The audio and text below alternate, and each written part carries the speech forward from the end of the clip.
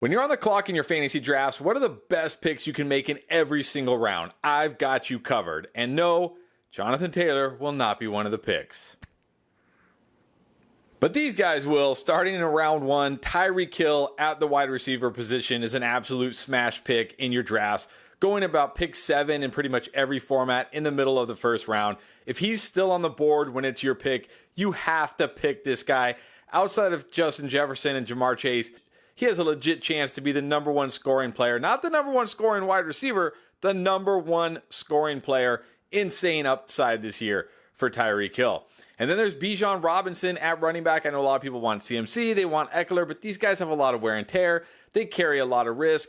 Bijan Robinson primed for a massive, legendary potential type season this year. So again, another guy, if he's on the board when it's my pick in the first round, I will happily grab him as my RB1.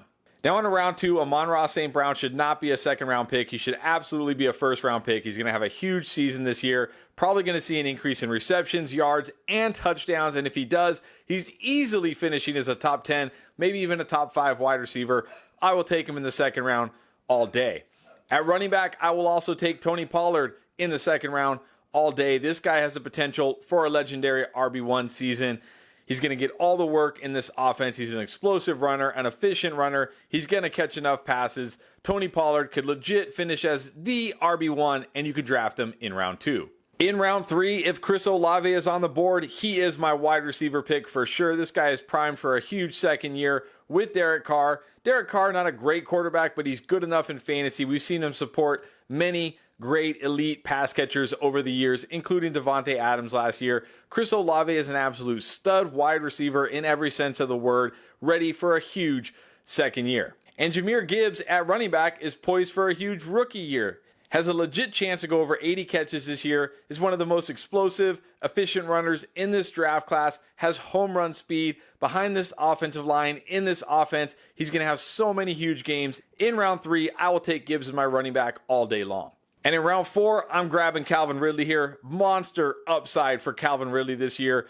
In the preseason, had a 31% target share and a 41% air yard share in games with Trevor Lawrence. He's a stud wide receiver, the clear number 1 wide receiver in this offense. An offense that was already 9th in pass attempts per game last year, and we'll probably see that number go up now that Trevor Lawrence is even better entering year 3. Calvin Ridley set to smash in 2023. And don't sleep on Ramondre Stevenson in the 4th just because they signed Ezekiel Elliott. Sure, this may cap his touchdown upside, but he only had 6 touchdowns anyways last year, and he still finished as a top 10 running back. He's going to catch a ton of passes. He's an efficient runner. He can always break off a long run. He's going to be the main guy in this offense. They have a great defense, so the game script will be in his favor. They'll be able to lean on the running game with Ramondre Stevenson. He's still a great pick in round 4.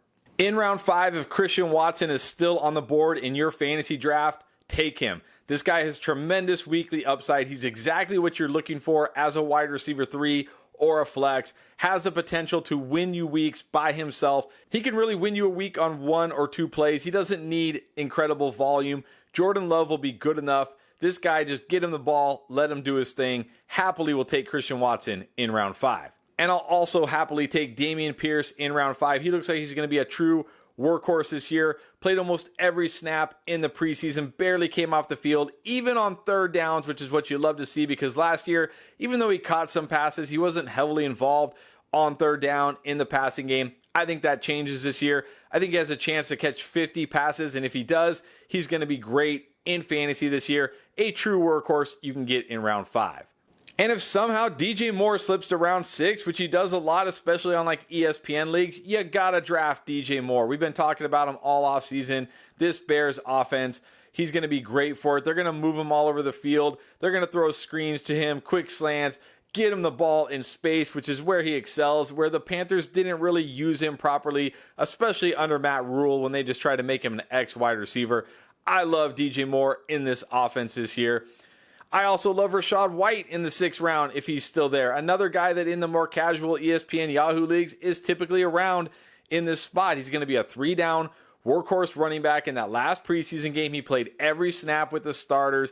He's going to catch a ton of passes. Another guy like Jahmyr Gibbs, who could go for 80 plus receptions, which in a PPR league almost guarantees success. If Rachaad White is on the board in round 6 and you need a running back, take him. Now in round 7, Terry McLaurin's ADP has dropped quite a bit because of the turf toe. I get it. He might miss some games early in the season, but that's okay. You need him when it matters most in the second half of the season, and he'll be back way before then. He's a very talented wide receiver, and I'm really coming around on this Commanders offense. It sounds like Sam Howell has been good. Eric Bieniemy got this offense playing better. They have a good defense, which means they're going to get the ball a lot. I think Terry McLaurin has a great year this year. In round 7, that's definitely worth the chance. As is James Cook in this round. I've talked about him all offseason. I think he has tremendous upside in this Bills offense this year. The only guys behind him, Damien Harris, Latavius Murray, they're fine. They're good for what they are, but James Cook brings another dimension: explosiveness, efficiency, the pass catching. In this offense, he's going to face a lot of light boxes because teams can't stack the box because they're worried about Josh Allen and that passing game, not the running game. He's a guy who doesn't need a ton of touches, 10, 12, 15 touches, and he can have a huge game on any given week. In round 7 is probably your RB3, maybe your RB4. Well worth the upside here in round 7. Now, before I get to the last 3 rounds, I got some exciting news to share. August is almost over, and you know what that means. Time is running out for you to draft all your fantasy football teams on Underdog Fantasy. Get championship ready for your home league by trying out Best Ball on Underdog Fantasy. All you do is one live snake draft. No waivers, no trades. You set it, forget it, and Underdog does the rest. Try it out with Underdog's Best Ball Mania Tournament, the largest fantasy football contest of all time, with $15 million of total prizes up for grabs, including an absurd $3 million going to the winner. Do you have what it takes to win? The time is now. The last day to draft your fantasy football team is September 7th. Visit UnderdogFantasy.com or find them in the App Store and sign up with our promo code Endgame to get your first deposit doubled up to $100. That's Underdog Fantasy, promo code Endgame. Now on to round 8, and I got to be honest, George Pickens is a smash pick here in round 8. I haven't been as high on George Pickens as a lot of people this offseason, but in round 8, with this upside, I got to go for it. He's looked good in the preseason. Kenny Pickett has looked good in the preseason.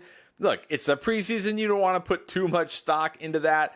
But if this continues into the regular season, George Pickens is going to be an absolute league winner.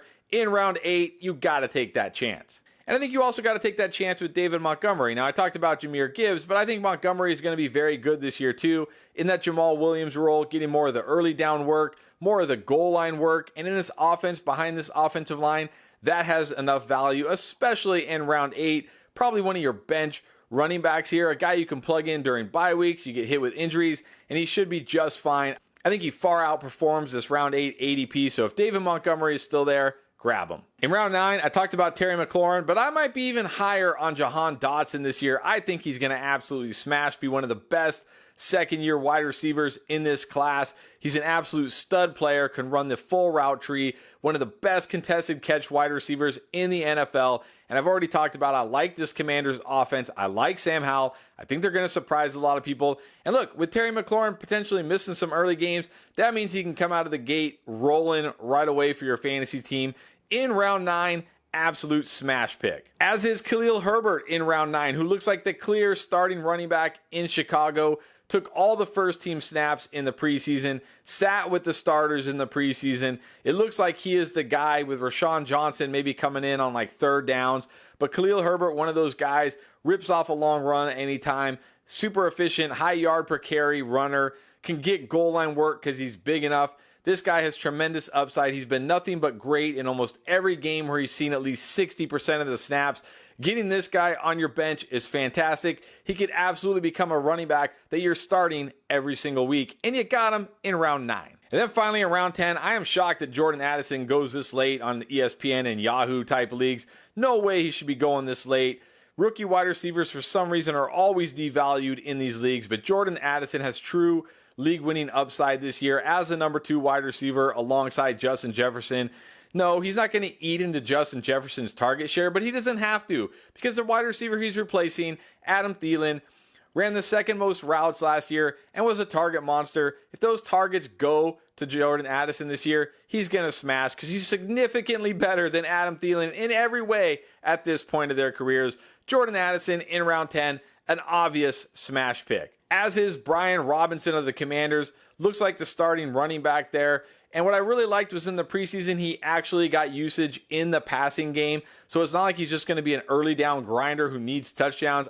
No, he's not going to be like a 40, 50 catch guy. But if he can get to that 30, 40 catch mark with his work around the goal line and his early down work, that'll be enough, especially in round 10. Remember last year he was dealing with being shot in the leg. Got to think his efficiency goes way up. He was a volume monster down the stretch last year. No reason that doesn't continue. You're getting a workhorse running back in round 10. That is an absolute steal. Take him every time he's available. Those are the best picks you can make in your fantasy draft. But if you want to see 10 players ready to break out this year, check out this video.